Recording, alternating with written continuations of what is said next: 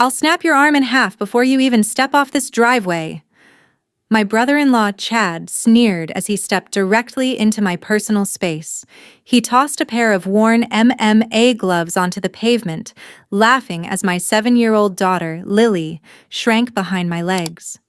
To Chad, I was just a quiet, 34-year-old suburban mom wearing an oversized sweater, a soft target he could bully to force my family out of our property. He truly believed he was about to humiliate me in front of everyone. What Chad didn't know was that under that sweater were the scars of 12 years in special operations. He thought he was intimidating a weak, helpless housewife. He had no idea he was backing a former special ops major into a corner, and the mistake he made in that driveway was about to trigger a chain reaction that would completely ruin him. My name is Sarah Bennett, and at 34 years old, I spent most of my adult life learning how to stay calm when everything around me was falling apart. After 12 years of service in special operations, I retired to a quiet town in Ohio, wanting nothing more than to give my 7-year-old daughter, Lily, a peaceful, stable life while my husband was away on deployment. We moved into my family's old rural estate, a beautiful property with acres of open land, a large workshop, and decades of family history. It was supposed to be my sanctuary, a place to finally unwind after years of high-stress combat deployments. But peace turned out to be short-lived, thanks to my brother-in-law, Chad. Chad was 6'2", ran a local MMA gym, and possessed an ego twice his size. Because my husband was away and I kept to myself, Chad convinced himself that the estate was essentially his. He parked his gym trailers on our land, used the workshop without asking, and strutted around like he owned the place. To him, I was just a soft, quiet housewife in oversized sweaters who was too weak to stand up for herself. He mistook my tactical discipline and controlled silence for cowardice, and every single day, his arrogance grew just a little bit more. The tension finally boiled over during a Sunday family barbecue on our back patio. The sun was shining, family members were scattered across the lawn, and Lily was happily playing near the garden. But Chad was already 4 beers deep, standing near the grill and holding court like he owned the entire county.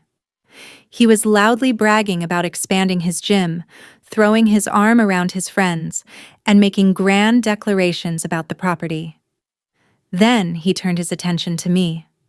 Chad stepped over, sloshing his beer onto the picnic table in front of everyone, and demanded I sign over my inherited portion of the workshop land. He claimed I had no use for it, calling it a waste of space for a woman who just sat at home all day. The entire patio went quiet. I could feel the uncomfortable glances from our relatives, all waiting to see if I'd burst into tears or quietly surrender. Instead, my military threat assessment training instantly kicked in. My heart rate stayed flat, my breathing remained deep and even, and my eyes mapped his posture, his slurred speech, and his invading space. "I'm not signing anything, Chad," I said, my voice completely steady and even. "This property stays in my husband's and my name." His jaw clenched, his eyes narrowing as his ego took a direct hit in front of his audience. "You think you have a choice, Sarah?" he sneered, leaning over the table to get right in my face, his voice dropping into a low, aggressive growl. "You're living on borrowed time here. You're going to give me that land, one way or another." Seeing that the situation was deteriorating, I reached down, grabbed Lily's hand, and walked toward my SUV parked in the gravel driveway. I just wanted to remove my daughter from his toxic energy and diffuse the conflict peacefully. But Chad's alcohol-fueled ego couldn't handle being dismissed. Before I could open the driver's side door, boots crunched heavily on the gravel behind us. Chad stormed up, his face flushed red with rage, cutting off my path to the car door. He slammed his hand against the SUV's roof with a loud metallic thud, causing Lily to gasp and shrink behind my legs. "You don't walk away from me when I'm talking to you," Chad barked, stepping directly into my personal space. He reached into his gym bag, pulled out a pair of heavily worn MMA gloves, and tossed them hard onto the gravel right at my feet.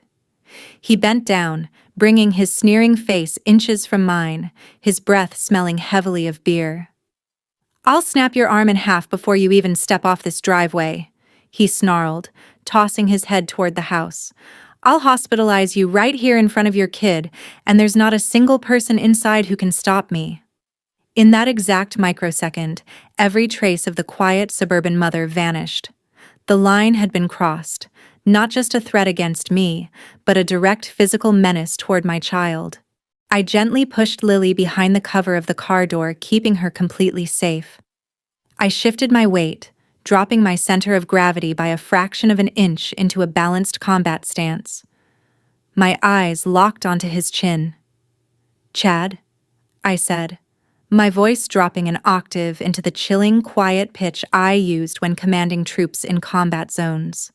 "Step away from the vehicle right now, or you will regret the next 5 seconds for the rest of your life." Chad just laughed, a loud, arrogant bark that cut through the quiet afternoon. "Or what, Sarah? You'll cry?" He lunged forward, throwing a wild, heavy right hook meant to intimidate me, completely misjudging my speed and awareness. To him, it was a knockout blow against a helpless target. To me, it was moving in slow motion. My instincts took over instantly. I stepped inside the arc of his swing, deflecting his wrist with my left forearm while stepping behind his lead leg. In one continuous, fluid motion, I grabbed his extended arm, executed a quick wrist lock, and used his own massive momentum against him. Clack.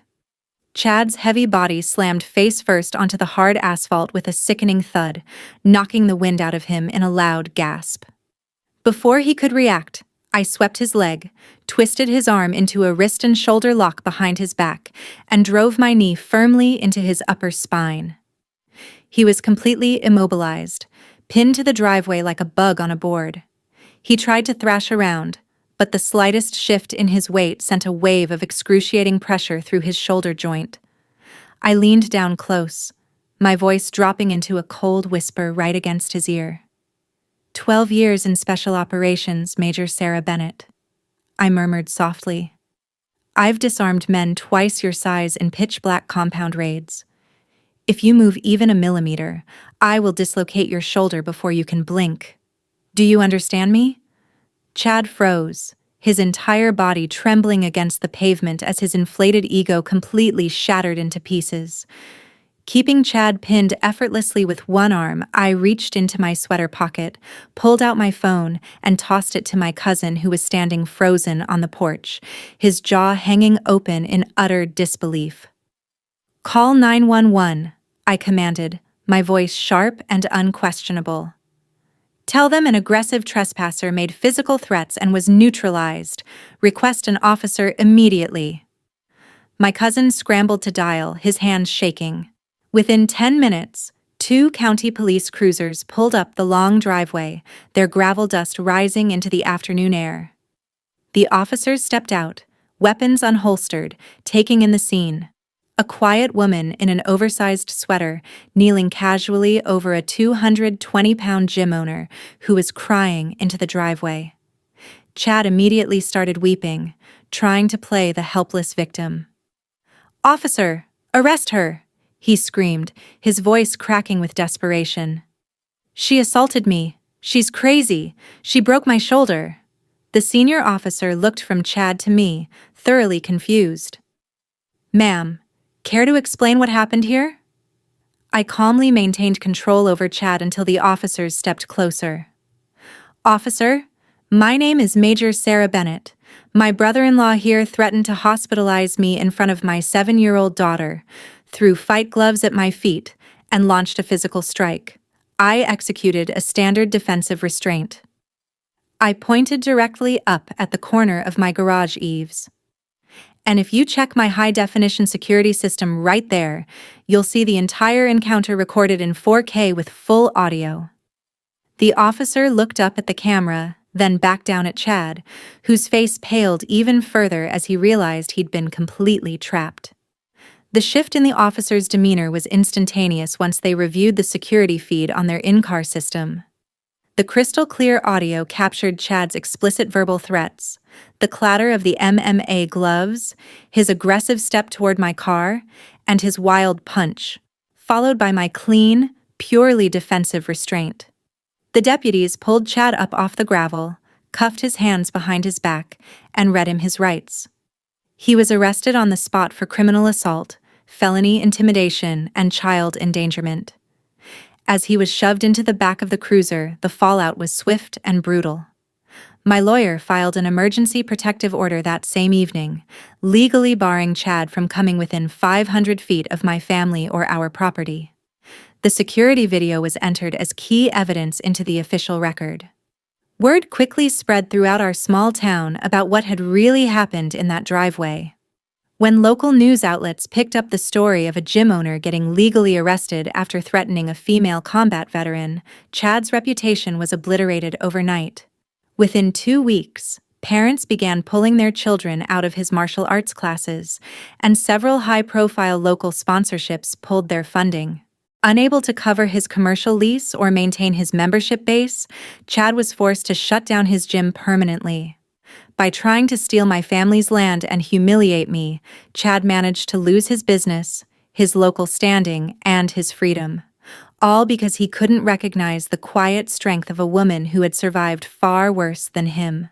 A few months later, peace has finally returned to our family estate. The long, sunny afternoons in Ohio are quiet again, just as I had always envisioned when I left active duty. Lily plays safely in the garden without a single care in the world, surrounded by the open fields her father and I fought so hard to protect. Standing on the porch with a cup of coffee, looking out over the peaceful land, I often think about that afternoon in the driveway. True strength isn't about flexing muscles, making empty threats, or trying to intimidate the people around you. Real power is silent, disciplined, and patient. It's having the ability to end a threat in seconds, but possessing the wisdom and restraint to only use it when the people you love are in danger. Chad thought he was picking on a weak, helpless victim, but he ended up learning a lesson he will never forget. Never mistake someone's quiet nature for weakness. Now, I'm curious about you listening to my story. Have you ever had to deal with a bully who completely underestimated what you were capable of? How did you handle it? Comment your story down below. I read and reply to as many as I can. If you enjoyed this story, don't forget to like, subscribe, and click the video on your screen right now for another incredible story that will definitely surprise you. Thank you for watching until the end.